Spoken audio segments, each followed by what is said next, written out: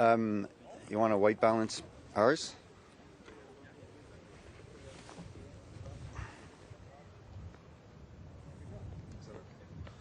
What do you need? Oh, yeah, you got it there. He's behind you. What?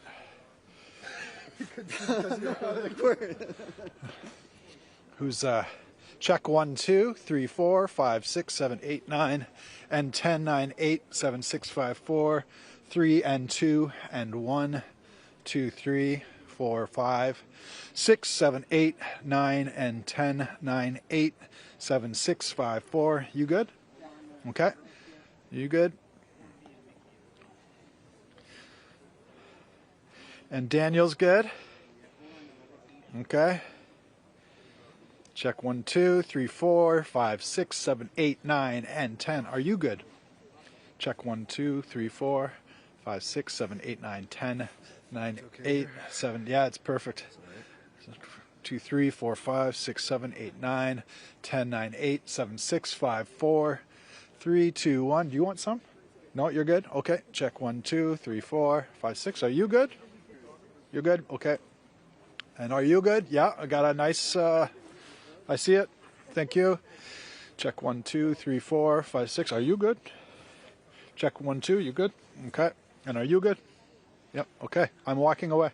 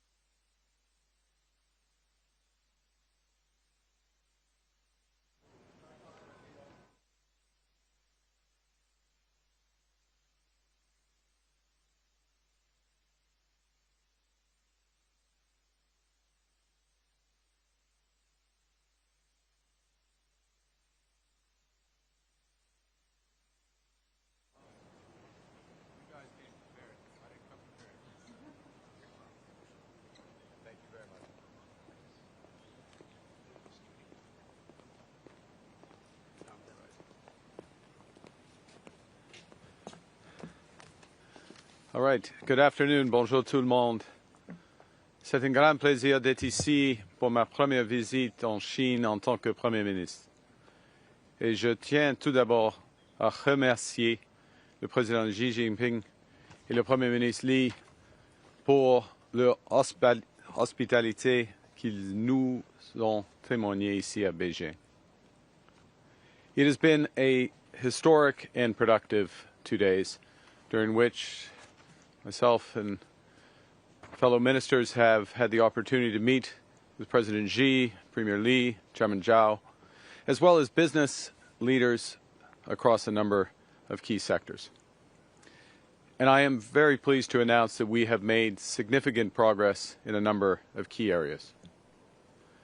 Stepping back, it's been 8 years since a Canadian Prime Minister visited China. And in that time, the world has changed dramatically. The technological revolution and the energy transition are accelerating at an unprecedented pace. The global trading system is undergoing a fundamental change, and the effectiveness of multilateral institutions on which trading powers such as Canada and China have greatly relied, that effectiveness has been greatly reduced. This is happening fast, it's large, it's a rupture, it's not a transition. What we do now as Canada, how we position ourselves in the world, will shape our future for decades to come. Canada can thrive in a new system, but to do so, we must be ambitious. We must work at speed and scale to find new partners, to diversify our trade and attract unprecedented levels of investment in our country. And we must be pragmatic. That means we have to understand the differences between Canada and other countries, and then focus our efforts to work together where we're aligned. And it's with this approach that Canada is forging a new strategic partnership with China.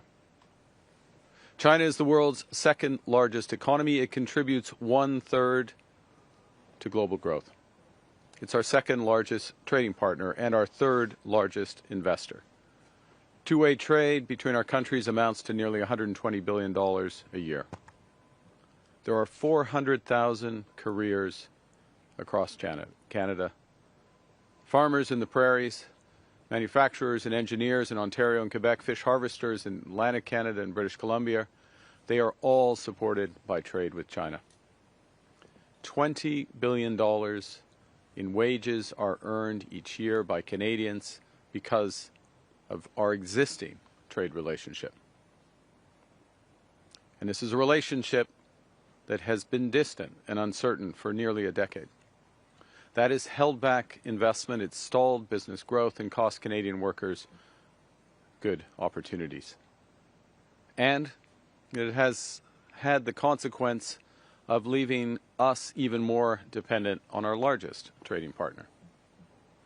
And that's why immediately after the election, Canada's new government began to recalibrate our relationship with China, strategically, pragmatically, and decisively. Peu après les élections, j'ai discuté avec le Premier ministre Lee. 2 mois plus tard, nous nous sommes rencontrés à New York. En octobre, j'ai rencontré le président Xi en Corée du Sud. Avec un dialogue soutenu, constructif et pragmatique, notamment à travers les visites de nos ministres et les membres de notre caucus en Chine, nous renouvelons cette relation afin qu'elle génère des résultats ambitieux pour les populations des deux pays. Ours is a long-standing relationship. Canada was one of the first Western nations to recognize China in 1970. Over many decades, Chinese Canadians have helped build communities in every part of our country, from dynamic small businesses to schools and hospitals, straight through to innovation across advanced technologies. Partout en Chine, il y a des entreprises canadiennes comme Manuvie, CAE et la Banque de Montréal qui font affaires en Chine depuis longtemps. Leur présence ici bénéficie aussi évidemment à l'économie canadienne. Et j'aurai le plaisir de rencontrer plusieurs de ces entreprises plus tard dans la journée. Je serai heureux de leur parler des possibilités élargies qui s'offrent à elles. There are 2 million Canadians of Chinese descent, leaders across commerce, technology, and culture. Mandarin is Canada's 4th most spoken language. There is much to protect in this relationship and much on which to build and much to be gained. So leveraging our strengths and focusing on areas of alignment, Canada and China can create greater stability, security, and prosperity for both our nations. And to that end, President Xi and I are announcing that Canada and China are forging a new strategic partnership. It will focus on 5 key areas where both our nations stand to make substantial and sustained gains. The first is in clean energy and climate competitiveness, areas where Canada and China have immense strengths and complementary strengths. Second, we're expanding trade, particularly in agriculture and food, where Canada is a reliable partner. Third, our commitment to multilateralism and strengthening global governance comes at a time when all of this is in flux. Fourth, we're deepening engagement in public safety and security to protect our peoples. And finally, people-to-people ties and culture are being enhanced to enrich our lives. To begin, we're leveraging our strengths in energy, clean tech, and climate competitiveness. Canada is an energy superpower in both conventional and clean energies. We have an over 80% clean electricity grid with vast potential to power the clean economy of the future. La Chine est le leader mondial de l'énergie propre, produisant plus de 75% de toutes les batteries de véhicules électriques et plus de 80% des panneaux solaires et plus de 60% des éoliennes mondiales. Avec un partenariat renforcé tant dans le stockage que dans ce qui a trait à la production, nous pourrons coopérer pour réduire les émissions et stimuler de nouveaux investissements massifs dans les technologies et l'énergie propre. China's strengths in electric vehicle sector are undeniable. China produces some of the most affordable and efficient energy efficient vehicles in the world. And in order for Canada to build our own competitive EV sector, we need to learn from innovative partners, access their supply chains, and increase local demand.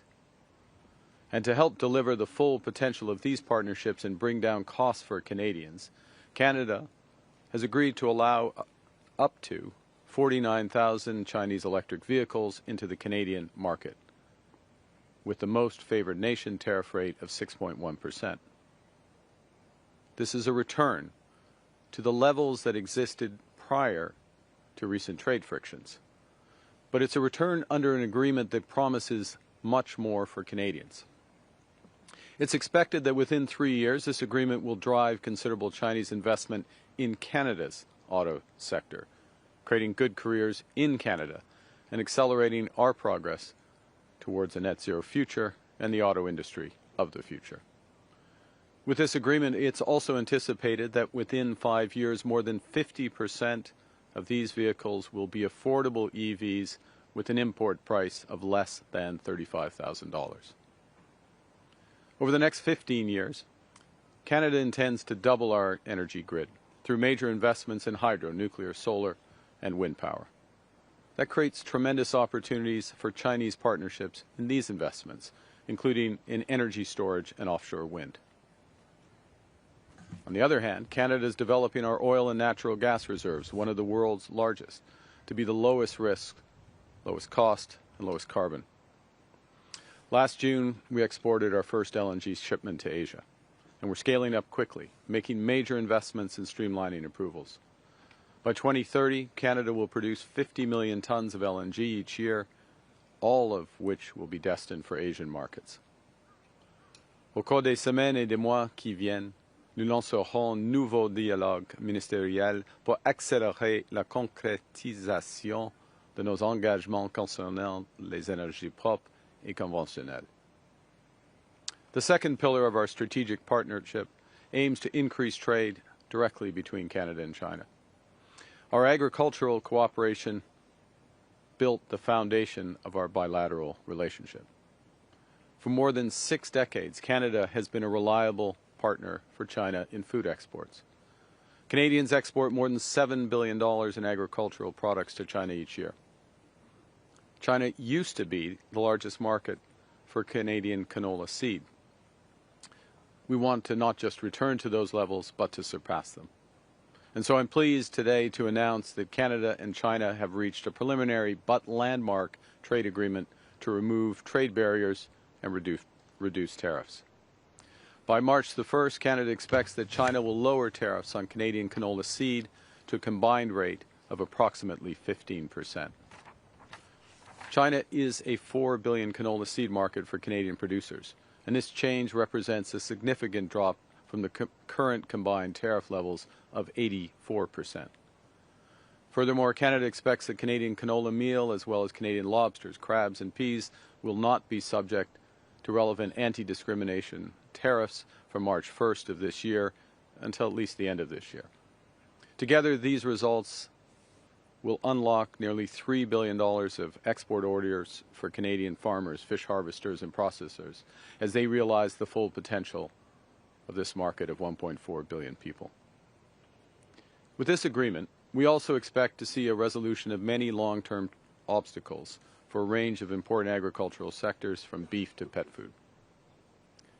Le Canada a un but ambitieux d'augmenter nos exports vers la Chine de 50% d'ici 2030.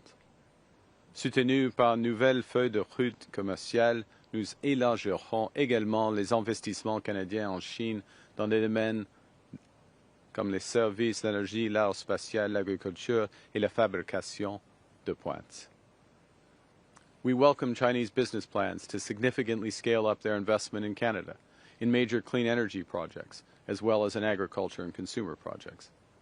And by building this new strategic partnership, we're creating the stability and certainty needed to catalyze new investment and opportunities for Canadian workers. Both Canada and China are strong advocates of multilateralism. nous partageons plusieurs objectifs en ce qui a trait à l'environnement. Le leadership du Canada et de la Chine a permis de créer avec succès le cadre mondial pour la biodiversité économique mondiale lors de la COP 15 à Montréal. C'est pourquoi le troisième pilier de notre partenariat stratégique a un engagement renouvelé envers la gouvernance mondiale.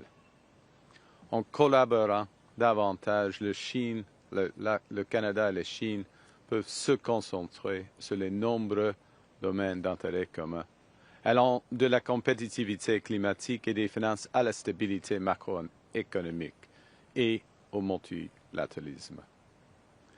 China will be the host of APEC this year, and Canada stands ready to support their agenda, focused on strengthening and reinvigorating the multilateral system. Canada appreciates China's support for our bid to host the APEC Leaders Summit in 2029. The fourth pillar of our new strategic partnership is public safety and security. And this is an area where pragmatic and constructive engagement with China is crucial. Through this pillar, our law enforcement agencies will increase cooperation to better combat narcotics trafficking, transnational crime, cybercrime, synthetic drugs, and money laundering. And we will create safer communities for people in both our countries. And finally, people have always been at the core of this relationship. As I said, Canada is home to a Chinese diaspora of 2 million. Over 300,000 Chinese visitors came to Canada in 2024. China is Canada's 7th largest source of tourism. So the fifth pillar of this partnership will build on opportunities for cultural exchanges and partnerships that further deepen our people-to-people ties. That means museums, digital content creators, visual artists, and other creative professionals in our respective countries will have new opportunities to collaborate. It also means more tourism, including following China's decision in November to grant approved destination status for group travelers to Canada. And we're building on this progress, looking to increase travel, exchange, and deepen our cultural ties. I'm very pleased to share that President Xi, in our meeting today, has committed to ensuring visa-free access for Canadians traveling to China. Nous ne faisons aucune illusion. Le Canada et la Chine ne s'alignent pas sur tout. We're different countries. We have different systems, different histories, different perspectives. Yet, we have much in common. And when we focus on our strengths and we focus our ambition towards those areas where we have the most in common, Canada and China have done great things. In the mid-1980s, our bilateral trade was roughly $2 billion. In just 2 decades, that increased to $30 billion.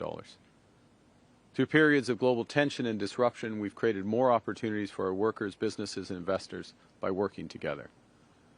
And with this new strategic partnership, that's the opportunity before us now. It's a partnership that reflects the world as it is today, with an engagement that's realistic, respectful, and interest-based. The work in the recent months, the discussions and the meetings over the past 2 days have not been a question of putting things back on track. It's been more a question of designing new tracks that will benefit the people of both our countries.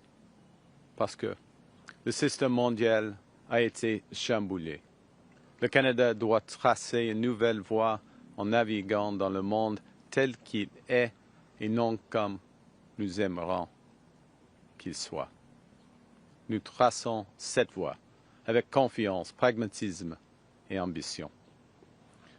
In a world of increasing uncertainty, Canada is building with speed, confidence, and determination. We're forging new partnerships around the world. We're diversifying trade. Over a dozen new agreements across 4 continents in recent months. We're attracting record levels of new investment in order to unleash $1 trillion of investment in the Canadian economy over the next 5 years. We're building a web of new connections with China to create transformative opportunities for Canadian workers, build more stability, more certainty, and prosperity on both sides of the Pacific. And with that, I very much look forward to your questions. Thank you very much. Merci Thank you, beaucoup. Prime Minister. Merci. Nous allons maintenant passer à la période de questions. First question, Tonda. We'll do one question, one follow-up. Tonda McCharles, Toronto Star, right here, Prime Minister, right here. How are you? Oh, there you are. Sorry. Hi. In plain sight. Sorry. We're so many reporters here, so it'll be one question.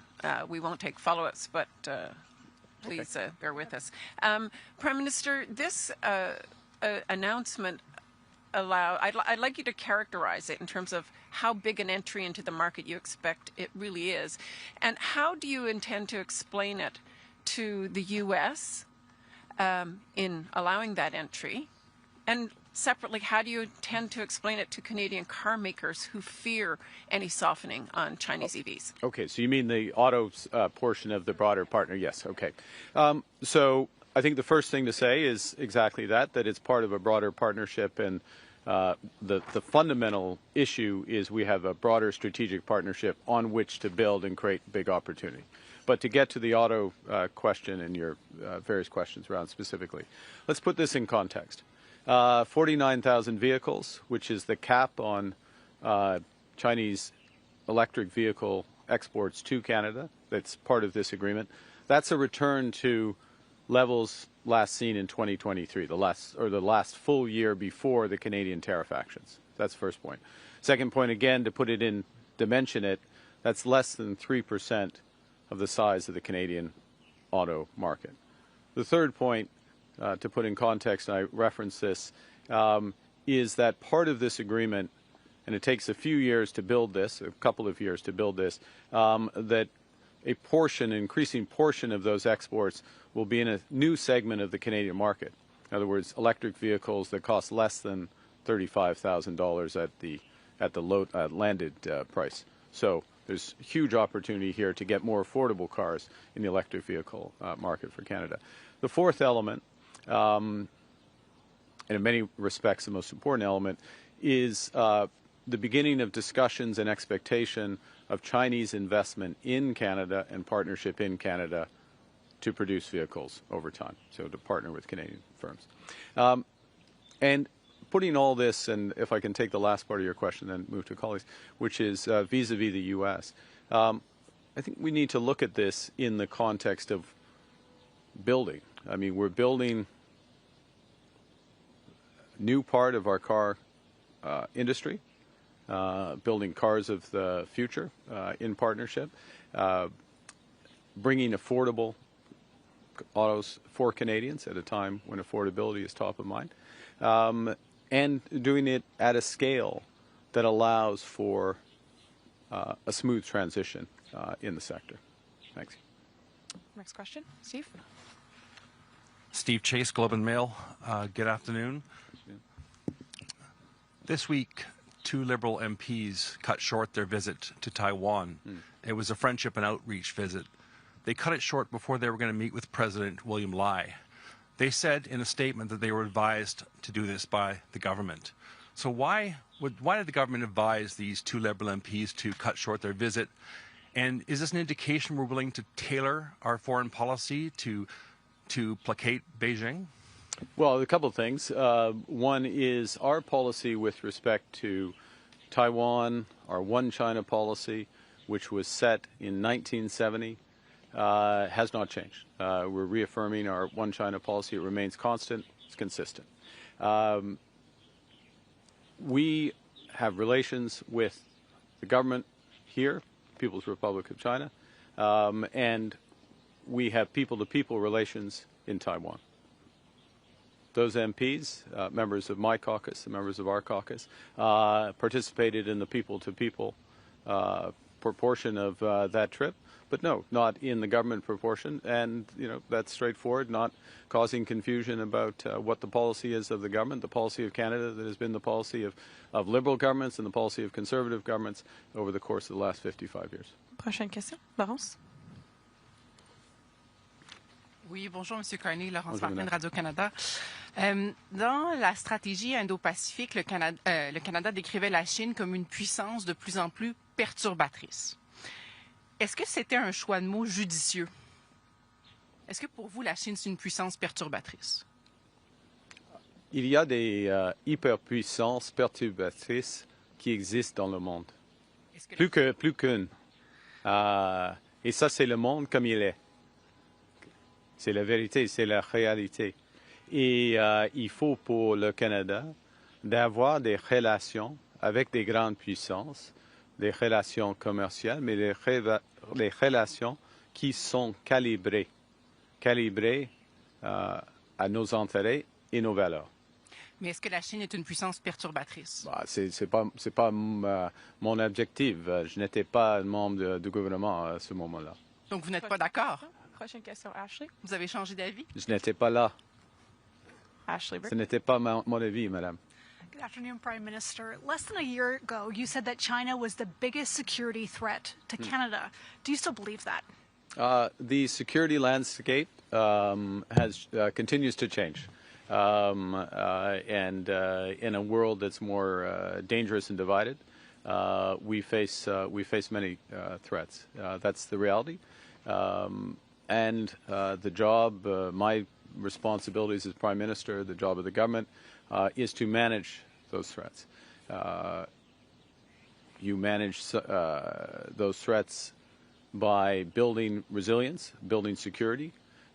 You manage those threats through alliances. You manage those threats through engagement. And we're pursuing all of those. And I would say that, well, the threat environment has increased. The risks have multiplied. So too has our resilience and our engagement, which is protecting Canadians on balance. But does that threat from Next China still question. exist? I'll refer to my previous answer. Next question, Martina. Prime Minister Martina Stavis, New York Times. After your visit, is it fair to say that you're concluding that China is a more predictable and maybe reliable partner to Canada than the United States is today? Well, let me answer it. I'm going to answer it directly with respect to the relations with China and our engagement with China. And I will say that from the first conversation I had with Premier Lee, telephone conversation, then the meeting in New York, the long meeting with President Xi in Korea, and then the meetings over the course of the last few days. There are a number of specific issues, and I've outlined them that where we've made progress in our strategic partnership. But we spent a fair bit of time in all of those meetings about the guardrails, if you will, of the relationship, where we felt we could cooperate, where we had differences of opinion, where we had differences of view in the system, respecting each other's differences in the system. And that sort of candid and consistent dialogue, frank dialogue, that leads to a more predictable and effective relationship. Our relationship, the one comparison I will give you with the United States, our relationship, this is no insight, is much more multifaceted, much deeper, much broader than it is with China. But yes, in terms of the way that our relationship has progressed in recent months with China, it is more predictable, and you see results coming from that. Next Thank you. question. Juste la fin sur la prévisibilité, juste la toute La fin. prévisibilité, oui, c'est well, c'est nécessaire de faire une petite explication parce que il y a des enjeux clairs pour la coopération entre le Canada et la Chine. Il y a des défis, mais ils sont aussi clairs. Et alors, par conséquent, oui, les relations avec la Chine sont plus prévisibles maintenant que d'autres relations pour le Canada. Next question. Prochaine question, Mylène. Bonjour, Monsieur Carney. Bonjour, madame. Mylène Crête de la presse. Je voulais savoir qu'est-ce que vous allez répondre à Doug Ford qui voulait une usine en échange de l'ouverture du marché canadien aux véhicules électriques chinois. Et pourquoi est-ce que les tarifs sur le porc sont demeurés les mêmes? Les tarifs, pardon, le Sur deuxième le porc. Pork. Ils sont les mêmes, je crois que je vais fournir une réponse de la deuxième partie après. Mais ce qui est clair, et on a fait beaucoup de progrès dans les produits agriculture et on a fait beaucoup de progrès et nous attendons qu'il y ait plus de réduction des tarifs agriculture pendant l'année. OK? Premier point. Deuxième point. En ce qui concerne Monsieur le Premier ministre Ford, nous voulons bâtir une nouvelle industrie automobile. OK? Alors, c'est quoi l'avenir de l'industrie automobile? C'est des véhicules électriques et des véhicules avec beaucoup de technologie et d'abordabilité. Les trois choses. OK? Il y a plusieurs entreprises qui peuvent fournir, qui peuvent créer ces véhicules-ci, y compris les dirigeants chinois. Alors, pour un échange d'un petit morceau du marché canadien, on a un engagement, nous attendons un engagement d'investissement au Canada, des vrais dirigeants de nouvelles industries. Alors, c'est un accord qui va créer l'avenir pour notre industrie. Donc, ça veut dire une usine, ça, éventuellement? Oui, ça c'est le plan. Ça, c'est le plan, absolument. Annie? Hello, Prime Minister Carney. CSIS has called China an enduring threat to Canadian tech and democracy, and some in the auto sector have said that Chinese EVs could pose a national security risk if allowed into Canada. And your plan is to increase the number of those EVs that are coming into Canada every year. Did you get any assurances from President Xi that China would stay out of elections, for example, and sensitive sectors before allowing more Chinese investment in many sectors, including the auto sector? So, several aspects. Thank you for the question. Several aspects of what you said. The first is, and I'm going to refer to something I said a few minutes ago, which is we're returning to the levels of Chinese automobiles as a cap that we had 2 years ago. Okay. Secondly, just to reinforce, that's less than 3% of the Canadian auto sector. So again, let's keep that keep it in perspective. But that's going up by 6.5% every year after. Yeah.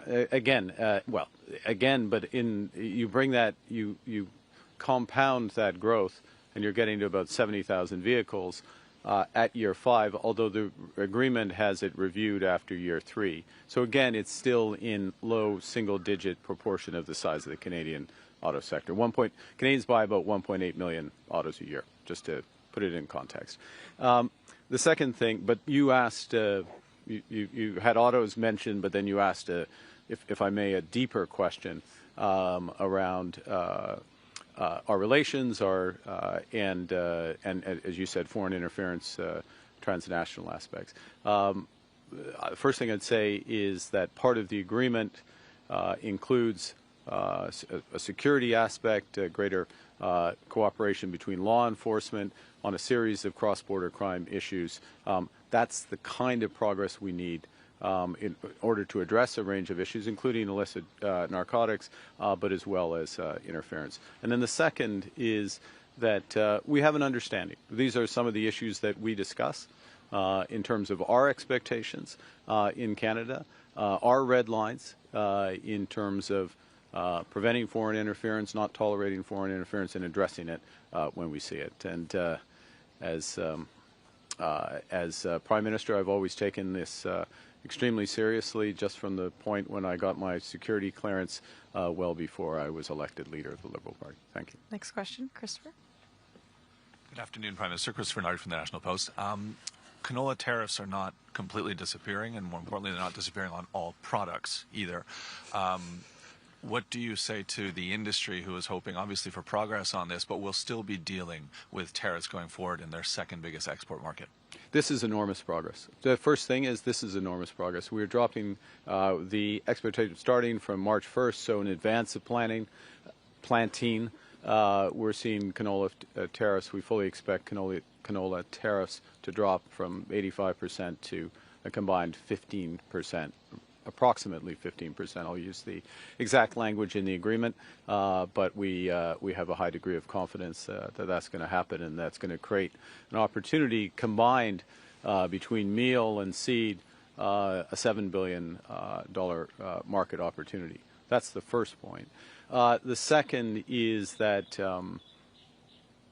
the spirit of this agreement. So there's agreements and technical aspects of the agreement and expecting those to be followed. That's important. But it's also the spirit of what is a new partnership, a new era, turning the corner, historic agreement, building more broadly. That creates a series of expectations about where we're going from here, whether it's in canola, other grains, pulses, lobster, beef, pork, pet food, all these covered. So there's movement, and there's a real, it's a return, and actually more than a return, to Canada as an important agriculture partner with China. Next question, Brian. Prime Minister Brian Platt with Bloomberg News. Yesterday when you met with Premier Lee, one of the things you said in the public remarks was this partnership with Canada and China, this new partnership, sets us up well for the new world order. What did you mean by that? What is the new world order? Well, it's a great question, Brian, because I think the world is still determining what that order is going to be. And let's be clear what we're talking about first and foremost, which is what are the trading, what is going to govern global trade? What is the role of the WTO going to be? How important are bilateral deals such as the one we're developing, plurilateral deals, if I can use that term, Trans-Pacific Partnership, the potential linkages between Trans-Pacific Partnership and the EU? Where is financial regulation, payment system regulation going to fit into that? All of these aspects, I mean, use a fancy word, like the architecture, the multilateral system that has been developing these is being eroded, to use a polite term, undercut, use another term. So the question is, what gets built in that place? How much of a patchwork is it? How much is it just on a bilateral basis? Or where do like-minded countries in certain areas? So like-minded countries, just to be clear, doesn't mean you agree on everything. Aspects, for example, on digital trade or agricultural trade, climate finance as another area, to move into areas of geostrategy, geosecurity. You will have different coalitions that are formed. So what this partnership does is in areas, for example, of clean energy, conventional energy, agriculture, as we were just talking about, and financial services, which we've talked less about, but the evolution of the global financial system, the role of the renminbi over time, the evolution of cross-border payments. I know it all sounds very dry, except for your organization, which I think takes an interest in it. These are important elements of how the system is going to work. And look, the expectation is that rather than these being developed necessarily through the IMF, WTO, and other multilateral organizations, it is going to be coalitions that develop them, not for the world, but for subsectors of the world. Okay. Next question, Tom. Hi, Prime Minister. Tom Perry with CBC. I know that you're talking about China offering stability. There are still, of course, though, concerns in this country about human rights, yes, about freedom of expression. I'm wondering where those fit into your calculations. Are these things that Canada just can't afford to think about because we've got to diversify our markets? No, we fundamentally stand up for human rights. We stand up for democracy, territorial integrity, rights to self-determination. We take the world as it is, not as we wish it to be. That means the following. We do engage with countries. We calibrate that engagement depending on our values and our interests, so that engagement is more narrow when there are those issues. We also have, if you will, a sort of value-based realism to the approach. In other words, we will engage on those issues. We'll engage with coalitions on those issues because that has more influence. And we will form coalitions with those countries with which we share those broader values. I will give you a current example of the last point, which is we are a member, as you know, of the Coalition of the Willing to back Ukraine. And that is an example. Those countries in that coalition, over 30 countries, share values on a broad range, including all of those that I just mentioned. With other countries, our engagement is more narrow, it's more specific, and we keep within those guardrails. And for those relationships, we're very clear about where we will cooperate, where we differ. We'll have those engagements, but in a way that looks to make progress. Could I just ask you a follow-up, sir? Like, in your meetings over the last couple of days, did any of these issues come up? Yes. Yes. Could you be a little more that was your follow-up. I guess so. How did you discuss that in your? We're going to move on to the next question. How did you discuss that in your questions? We're going to move to the next question right after it en français. Oui. En français, oui, on a eu des discussions sur des sujets des droits humains, oui. Next question, Maria. Thanks. Maria Chang from Reuters. Just for a follow-up, can you tell us specifically how you raised these concerns about human rights? Did you address the issue of things like Jimmy Lai, concerns about Taiwan, violations of human rights in China in your discussions with President Xi? Well, a couple of things. One is with respect to Mr. Lai, Canada led a G7 statement in the course of recent weeks calling for his humanitarian release, a foreign minister's statement. These issues were raised in our broader discussions over the past few days.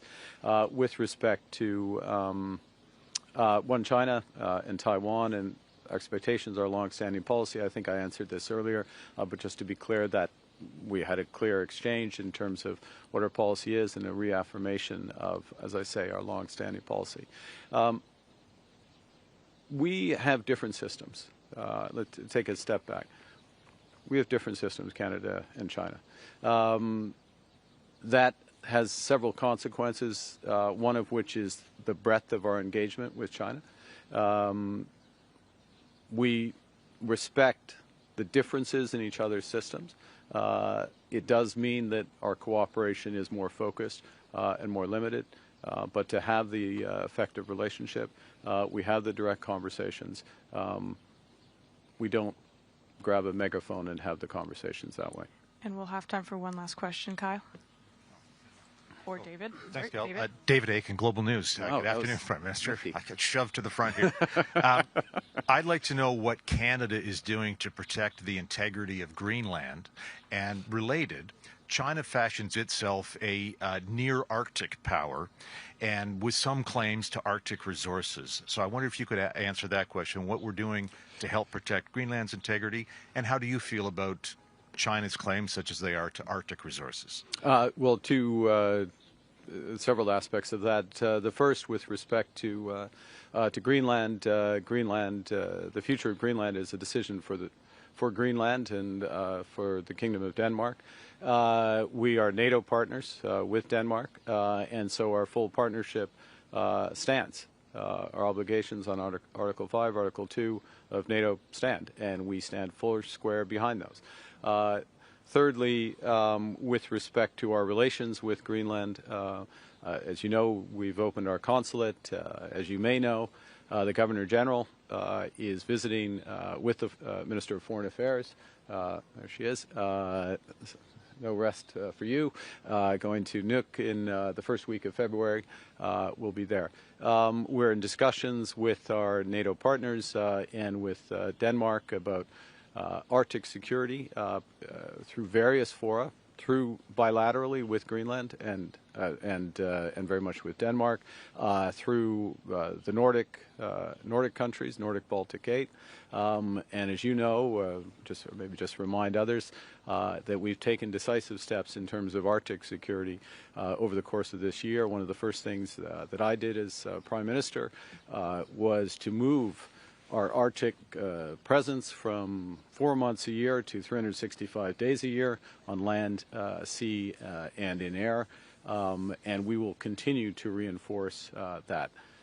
I will say that I had discussions with President Xi about the situation in Greenland, about our sovereignty in the Arctic, about the sovereignty of the people of Greenland and the people of Denmark, and I found much alignment of views in that regard. En ce qui concerne le Groenland, alors, en ce qui concerne le président Xi ou la position canadienne en ce qui concerne le Groenland, c'est l'avenir de Groenland est une décision pour le Groenland et Danemark. OK, premier point. Deuxième point, nous sommes des alliés. Nous sommes des alliés dans l'OTAN et le Canada est ferme, est clair. Nous avons des obligations, des engagements comme un partenaire dans comme un allié dans l'OTAN par rapport au Groenland et le Danemark.